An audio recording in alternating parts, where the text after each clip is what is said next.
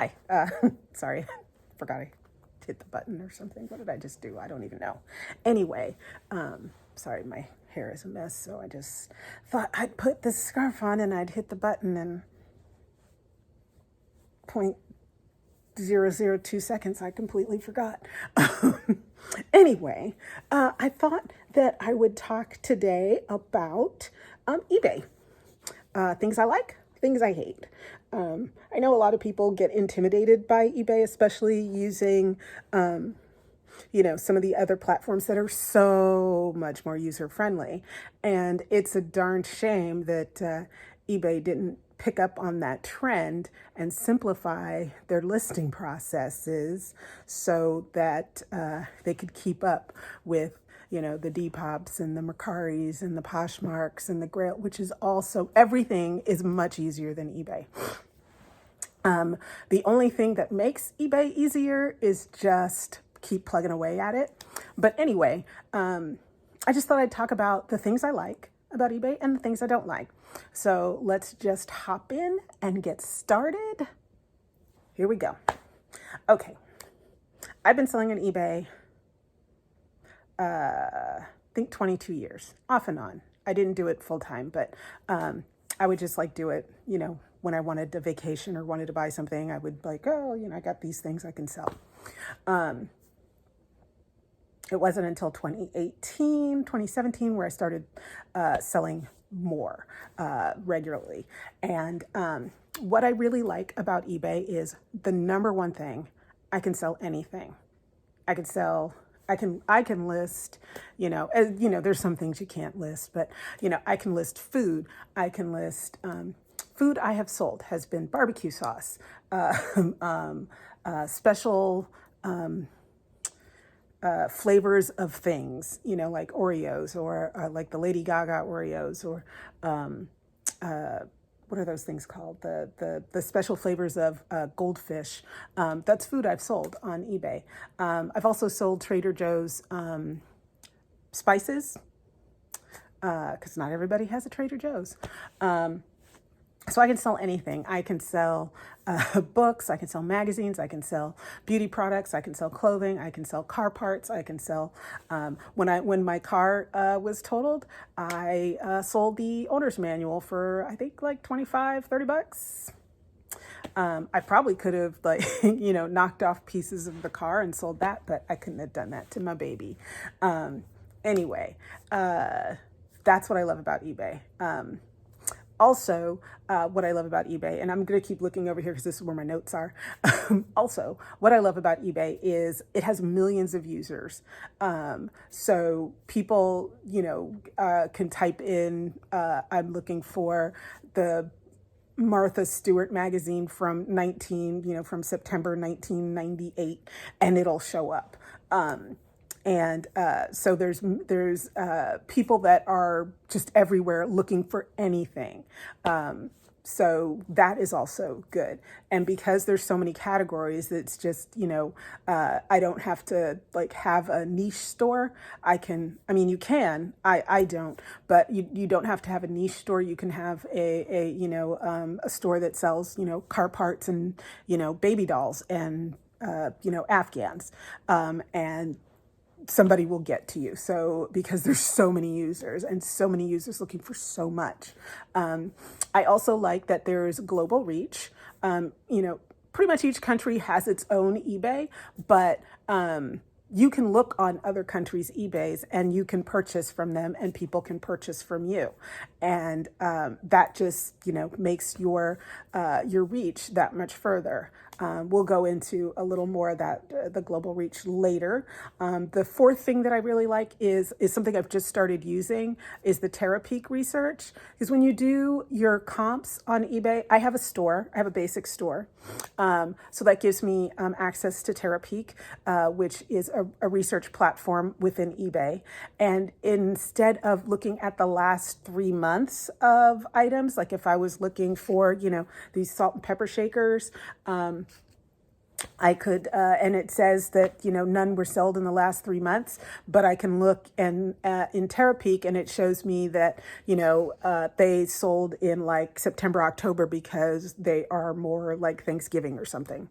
So it'll give me a further reach back up to a year to see what the trends are, and it'll tell me, the peaks. So Terapeak, it'll show me like, oh, okay, these salt and pepper shakers were really hot number in, July. And so I know, hey, I should probably list them in, June, July. So I've just started using that and I'm finding that it's been really helpful.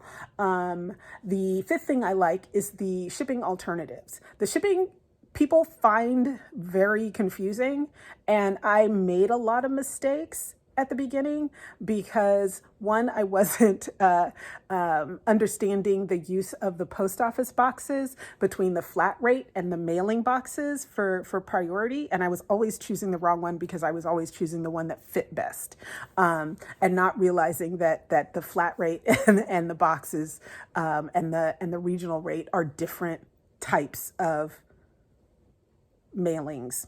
But on the positive note, once I got the hang of it, I always offer two ways to ship. So on all my, except for glass items, I only ship glass priority now. But with the two things of shipping that I provide people, I usually give, like if it's less than a pound, I give them the first class option. And then I also give them a priority option just in case they need it faster. But I can also do, like if it's, 1 pound 6, and I can do priority, and I'll try to, if it fits into a padded flat rate mailer, I'll try to ship it that way. But I'll also do a parcel shipping. There's also media rate shipping, which is good for books and movies and stuff like that. And I think we have talked before, but I have a ton of videos, so many. And the other thing I like about the shipping is if I have something that I feel like the shipping cost is prohibitive, because I very rarely offer free shipping. But if I feel like the shipping cost is prohibitive, I will split the cost of the shipping. So I can put that, I can charge a flat rate of shipping. So maybe if something costs like, $15 to ship, I can change the shipping for the item on that item to like $7. And then I pay, $8 or whatever, and then I'm not paying the full 15 that free shipping would offer. And I find that that is also helpful.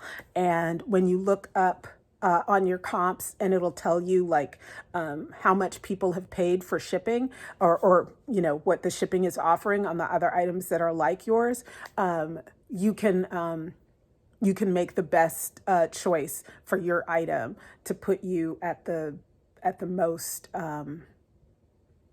appealing offer. So if everybody is offering, $9.95 shipping, you can change your shipping option to $7.95, and you're only paying $2 shipping, but you can offer it at the same amount or higher, whatever you want to do, and then offset a little bit of the cost of the shipping for the buyer. Also, there is 2 ways to ship internationally. One is, oh, good Lord, I've forgotten what it's called. It's like eBay first class or eBay first priority or something shipping. And it's usually like between 10 and 13 to a certain weight, and then 13 to 16 or something for the next one. You also get to choose the countries that you send to. With that, you can ship worldwide, or you can ship to certain countries. When I'm shipping myself directly to the country, I only ship to 3 to 4 different countries: Canada, the United Kingdom, and Germany, because those are the only countries where I've had to ship something where I didn't have an issue. I shipped something to Italy, and I swear it took like 3 months to get there. Australia, I usually don't have problems shipping to, but it's awfully expensive, so I usually don't ship to Australia. I've had random success with shipping to South America. I've shipped to Hungary, Romania, and different European countries. And I think almost everything got there that I've shipped on my own, except for one item. Um, yeah, and I forgot what I forgot what the resolution was to that, if I was refunded or not. But anyway, I do appreciate that. And the other program that eBay offers is the global shipping program, which means basically they ship it for you. I package the item just like I was going to ship it to the customer, and the shipping label is someplace in Kansas or Kentucky, one of those K states.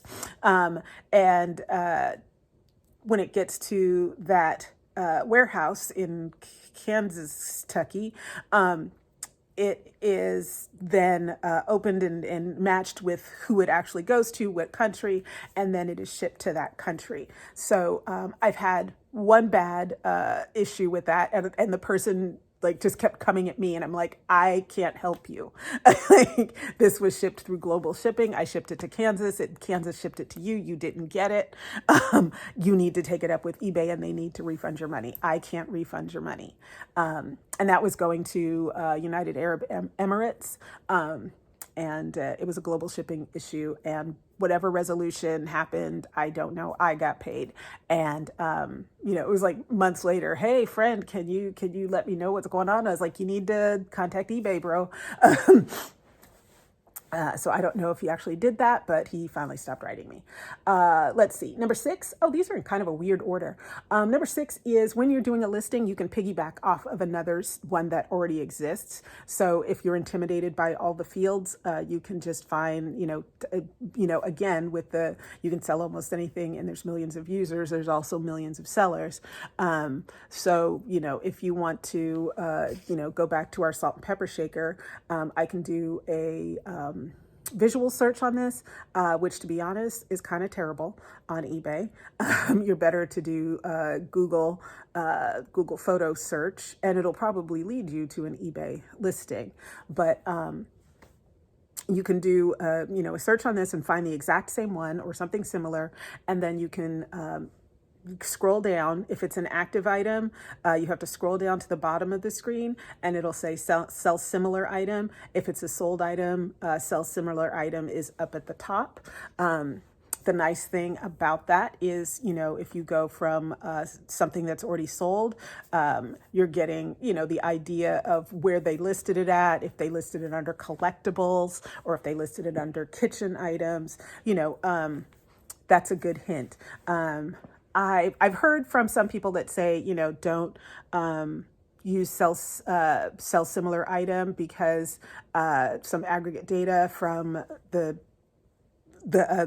first listing that you're copying gets stuck into the thing. But I haven't found it to be a particular issue. And it saves me time, so that's good. Number 7, you can choose if you want offers or not. And if you do, you can preset the minimum. That is glorious.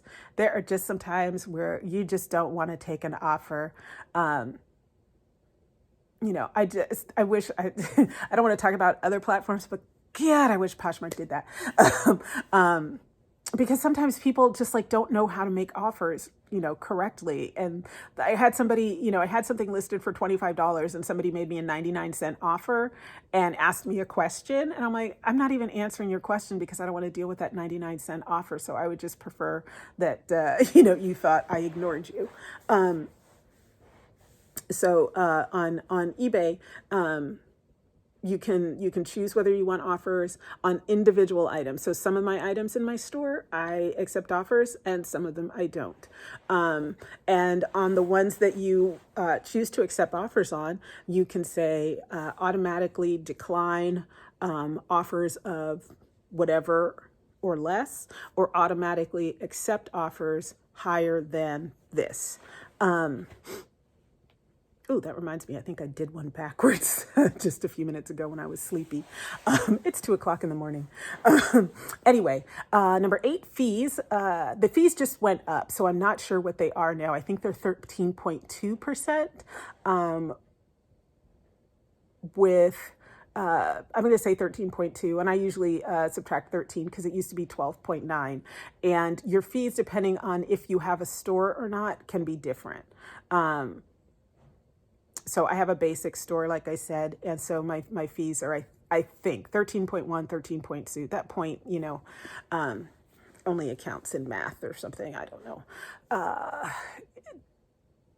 Where was I going? Oh, yeah, fees. And compared to other platforms, like I just sold something on Tradesy a couple of weeks ago. I think I've sold 2 things on Tradesy, and I didn't take my money out because they take like 20%, and then they also, like, whoever they use, like PayPal or something, they also take that 2%. So it ends up like you end up paying like 23% in fees. So yeah, I'm kind of letting my Tradesy listings fall off because I've only had 2 sales there. Most other places, I think Grailed and Depop, and Mercari take around 10-15%, somewhere around there. Poshmark takes 20, which is harsh, but it's so easy. Poshmark is so easy that I'm willing to pay that 20%. Let's see. You can get different levels of stores. So there's a starter level store, which is the first one I got because I just wanted to be able to put my store on vacation. And I believe it was $7.95 or $8.95 or something like that a month. And you get a certain number of free listings and yada, yada, yada.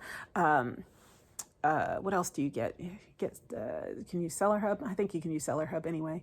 But yeah, I don't remember. But with the basic store that I have now, I get, I think, 1,000 listings a month. And I get to use TerraPeak, which is awesome, like I said.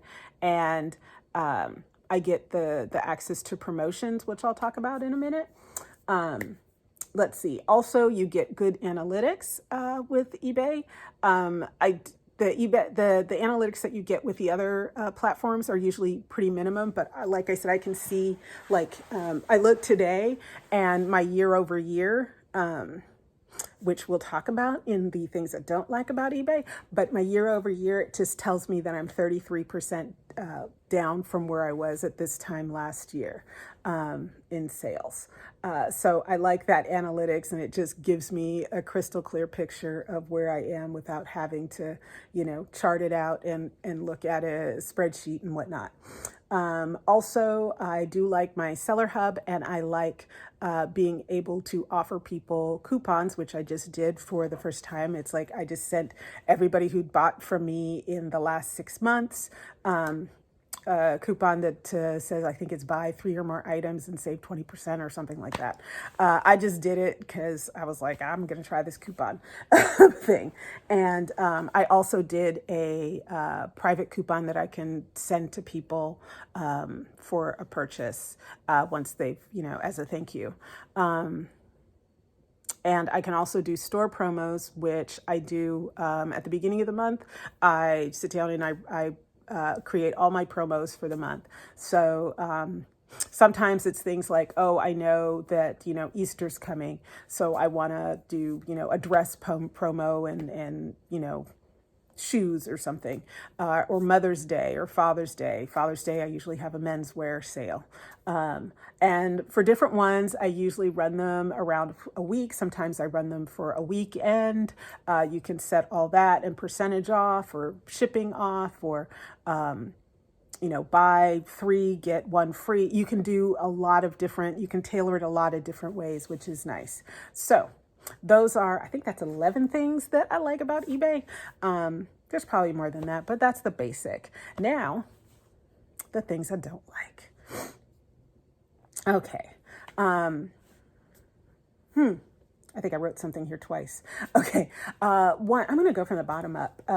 One, I think the new focus on selling sneakers, trading cards, and high-end bags is taking the focus away from a lot of the bread and butter sellers and the sellers that are more unique with the items that they sell, because they aren't in that, bracket of those three items.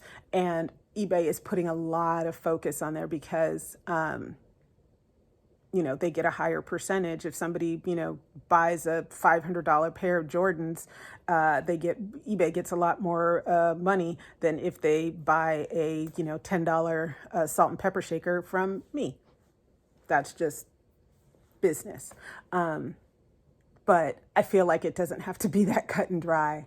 The minute they focused on those three items was just about the time my sales started. Yeah, a little bit. There is,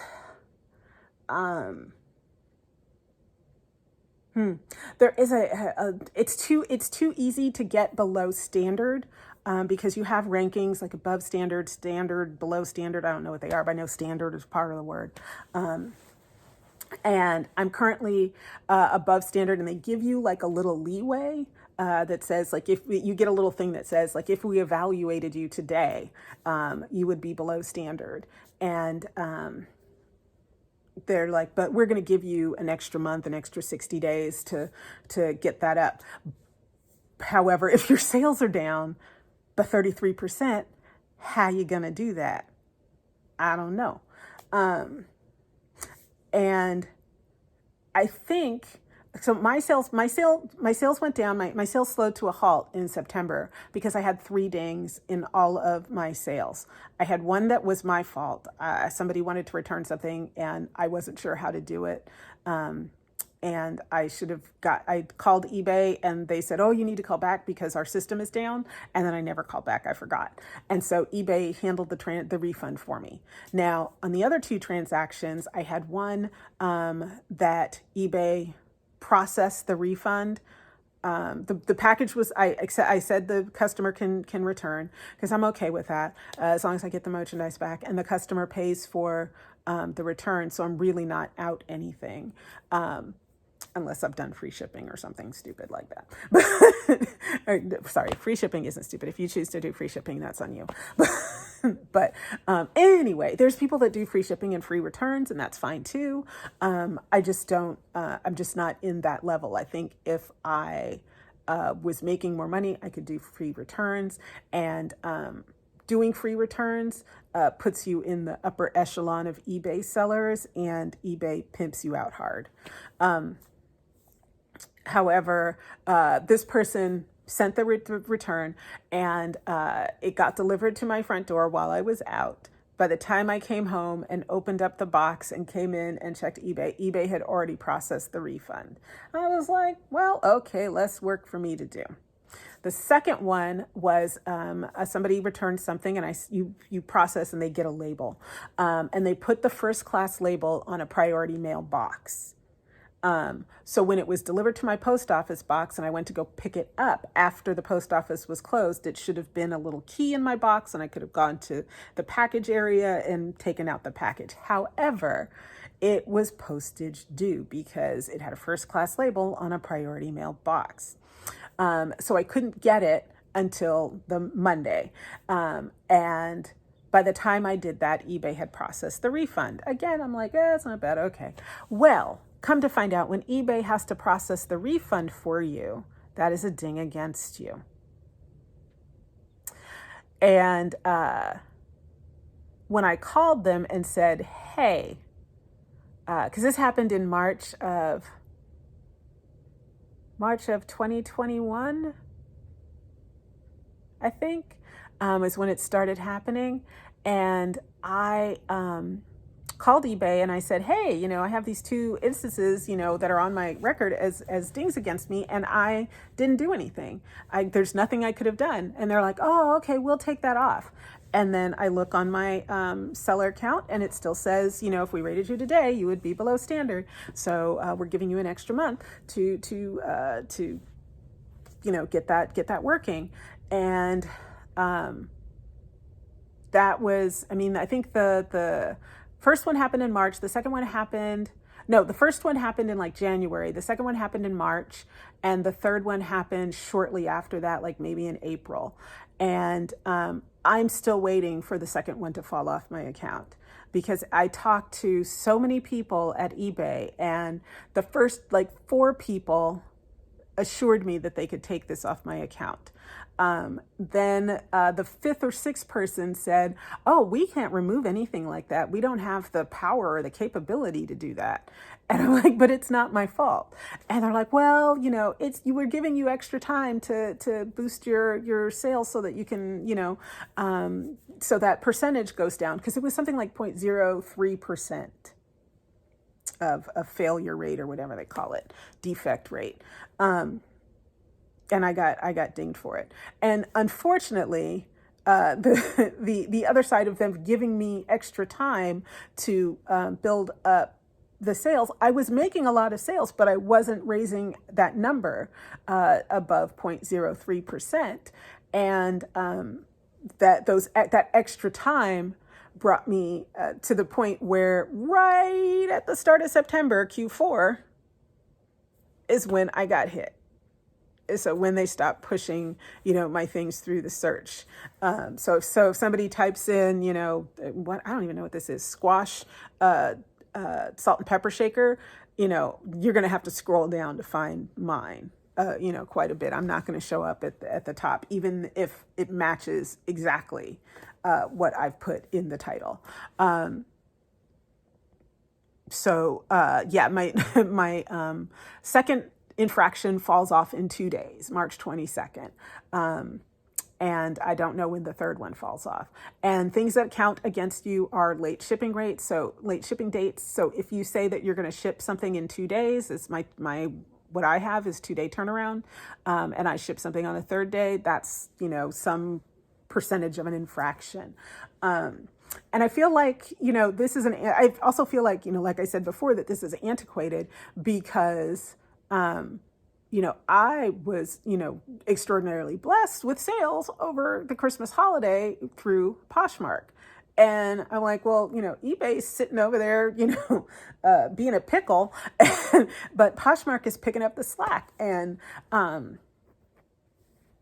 you know, I just feel like,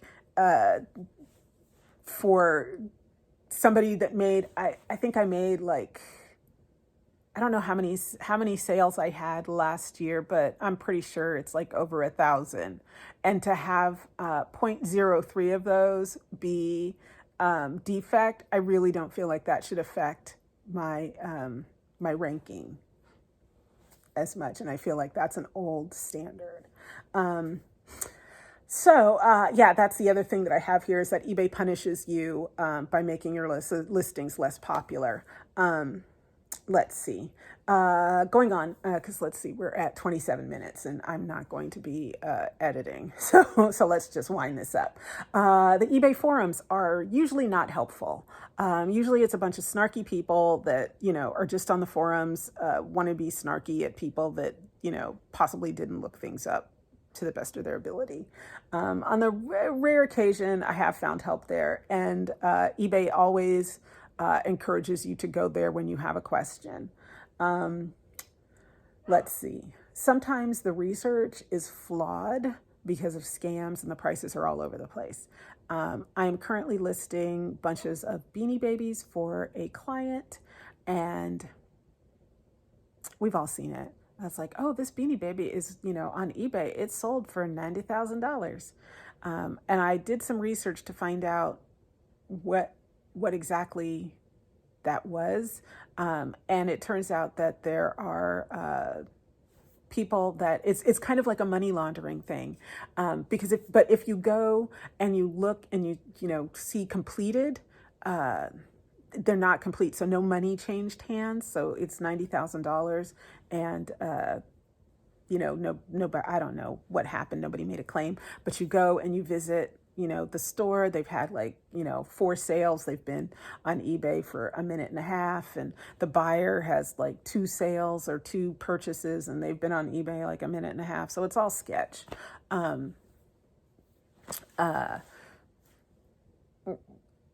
so with the Beanie Babies, there are two things. One, I found out that it is a way for prostitutes to get paid. So it's like, look for the, Princess Diana Beanie Baby listed by,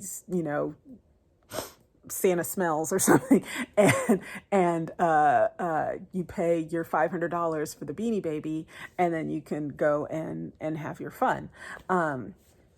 Also, it's a way to drive up maybe the prices. And unfortunately, when you're looking for, you're trying to sell a Beanie Baby, if there's one that's sold for $90,000, even the average is going to be off. So I was looking and I was like, the average sold is $348 for this Beanie Baby, but there's a ton of them listed that sold for 99 cents. And why would somebody sell it for 99 cents when you could at least sell it for 300 if that's the average? Turns out 99 cents is about the average. Okay. The Vero is random. I forgot what Vero stands for, and I should have looked that up, but I don't know. Vero is basically when you get things canceled off of your store for violating whatever you're violating. And I've had a fake Coach bag that I thought was real. I wasn't selling it as a fake. I actually thought it was real. Taken off my eBay listings, and that was legit, fine. But I've also had no, not this. I thought I had them. Not the dog's up. Probably hears me talking. What was it? They were like, I think they were like this. These are soda card. Oh no, these are soda chargers. It was the little things that you put in like your creme brulee torch, the flame stuff or whatever it is, the cartridge of stuff that lights on fire so you can torch your creme brulee. I don't know what they're called, but I have some. And I listed them and they got taken down. And I called and I was like, I can't sell these because I, did my research before I bought them and they had sold plenty. And she looked it up and she's like, I don't know why it was taken down. And she's like, well, I think it's because you say Smoky. And I was like, but that's the brand name. The brand name is Smoky. And she's like, yeah, I don't think we can have that. I was like, okay. I don't know what else to call them then, because that's the name on the thing is Smoky. And if you're looking for that brand, I don't understand why you can't have that as part of the brand. She's like, well, it looks like drug paraphernalia. I'm like, okay. So it's random and unhelpful. eBay is overwhelming. I'm going to just admit that right now. It's overwhelming until you get the hang of it. And the only way you get the hang of it is by just doing it over and over and letting yourself make mistakes and spend money that you don't want to spend because you did the shipping wrong and whatnot. I do want to make sure that when you see all those fields that says like, oh, you need to fill all this out. There are required fields and then there are recommended fields. You only have to fill out the required. It'll tell you like, oh, you need to, complete these listings or these listings are missing, recommended items. But you can go in, not on your phone, but on the desktop version and say, do not remind me about these recommendations again. And it falls off the list. They are at eBay Open this year. They said, or last year, they said they were going to make the phone app match the desktop. That has not happened yet, and I would like for it to happen because it's goofy to have to go back and forth to get your listing to look the way you want it, and that's another thing that makes it overwhelming. It's hard to get help on eBay because they don't want you calling. So they make, finding the number a little difficult because it keeps sending you to the forums and to the pages and the facts. And it's, you have something and you just want to get it fixed. some people find it easily. I never do. So maybe that's just me. Yeah, so I think that's everything. Yeah, all the fields you have to fill out, too easy to get below standard, and overwhelming. Yeah, I did get those. Yeah, that's all of them. So that's just a little peek into what I like, what I don't like about eBay. I will continue to sell on there, but as I am, sales are slow. They're 33% down.